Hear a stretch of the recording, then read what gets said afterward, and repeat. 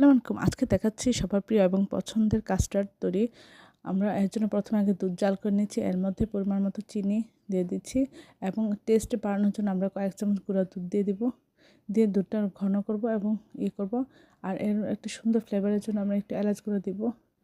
আর 2 চামচ আমরা custard powder একটু ঠান্ডা পানিতে ভালো করে গুলিয়ে মিশিয়ে তারপরে আমরা দুধের মধ্যে দিয়ে দিব।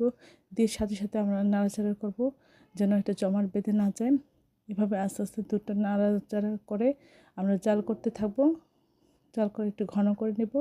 আর আমরা পাশাপাশি আমরা যে ফল দিয়ে এটা তৈরি করব সেটা ফলগুলো রেডি করে দেব।